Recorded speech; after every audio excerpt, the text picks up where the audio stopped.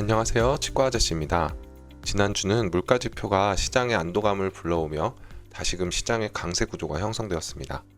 고용지표의 강세로 인한 시장의 약세가 되돌려지고 오히려 고용지표의 강세가 긍정적으로 해석될 수 있는 발판이 마련된 지금 1월 넷째 주 매크로 브리핑을 통해 앞으로는 어떤 것들에 집중해야 할지 살펴보겠습니다. 이번 주에는 한국 시간으로 화요일 새벽 5시경 트럼프 대통령 취임식이 있을 예정입니다.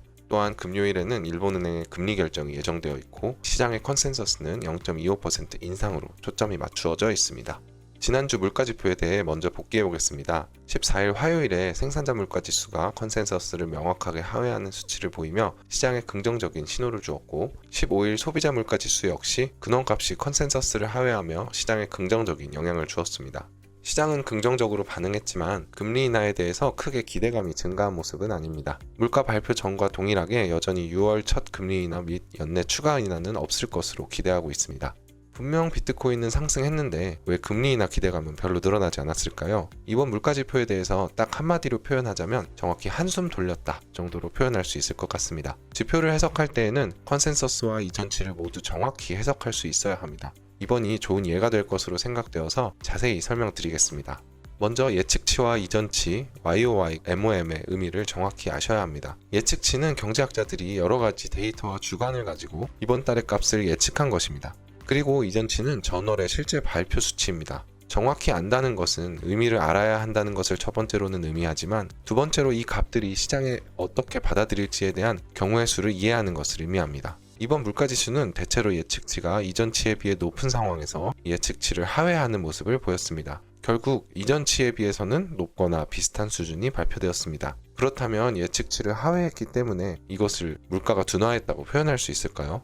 앞서 보여드린 소비자 물가지수를 다시 살펴보겠습니다. MOM은 월별 변화량입니다. 이전 월에 비해 어떻게 변화했는지를 나타냅니다. 근원 소비자 물가지수가 MOM으로 0.2%가 나왔다는 것은 전월에 비해 근원 소비자 물가지수가 0.2% 상승했다는 것을 의미합니다. 전월에 비해 물가는 어쨌든 올랐군요. 그리고 10월에 비해 11월로 넘어가며 증가한 물가 수치보다는 적게 올랐습니다. YOY는 연간 변화량입니다. 작년의 동일 월과의 비교 수치이며 근원 소비자 물가지수가 YOY로 3.2%가 나왔다는 것은 전년도 12월에 비해 1년 동안 근원 소비자 물가지수가 3.2% 상승했다는 것을 의미합니다. 연단위 변화는 넓은 시각에서 물가 조절을 살펴보는 의미는 있겠으나 지금처럼 물가가 둔화되고 있는가 아닌가를 세밀하게 살펴볼 때는 큰 의미가 없게 느껴지기도 합니다. 지금 당장 물가가 올랐냐, 둔화되었냐에 초점을 맞추고 있는데 연간 변화율은 노이즈가 너무 많은 지표이기 때문입니다. 왜 시장에 이런 애매한 움직임이 나왔는지 이해가 가시나요? 앞서 말씀드린 부분에 정답이 있습니다. 이 수치를 가지고 물가가 둔화되었다고 판단하는 것은 말이 안 됩니다. 월별 비교를 했을 때 물가가 연 2% 속도보다 빠른 속도로 여전히 오르고 있고 전월에 비해 둔화폭이 작아졌다고 판단하기도 애매하기 때문입니다. 물가가 둔화되었다고 볼 수는 없고 무섭던 상승세가 그 수준에서 멈춘 정도로 해석하는 것이 맞을 것입니다. 때문에 우리는 이후 1월 31일에 예정되어 있는 12월 PCE 그리고 2월에 발표될 1월 PPI와 PCPI에 대해 또다시 집중해야 하는 상황이 되었고 이번 물가지표에서 에너지 관련 항목들의 상승이 두드러졌던 만큼 1월에 날뛰고 있는 유가의 흐름을 면밀히 살펴야 할 것입니다. 다음으로 중요한 것은 트럼프 대통령의 취임이 있습니다. 트럼프 대통령이 솔라나 기반으로 밈코인을 발행하며 시장에 다시 한번 훈풍을 불어주고 있는데요. 빅 이슈들이 늘 그렇듯이 이제 실질적인 정책 기반으로 기대감이 옮겨갈 것으로 예상되며 구체적인 정책들이 실행되기 전까지는 재료 소멸의 가능성도 염두에 두어야 할 것으로 생각됩니다.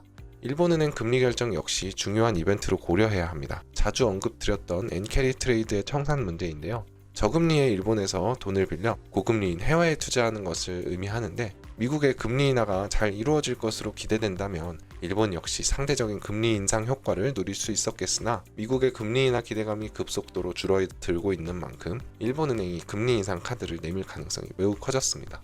인상이 단행된다면 시장에는 단기에서 중기적인 악재로 작용할 가능성이 높아 보입니다. 여러 상황들을 종합해 볼 때 강한 긍정적인 요소가 엿보이는 한 주는 아닌 것으로 판단됩니다. 하지만 누구도 생각지 못했던 밈코인을 통해서도 시장에 훈풍을 불어넣는 트럼프 대통령의 모습을 보며 앞으로의 정책들에 대한 기대감을 가져봅니다.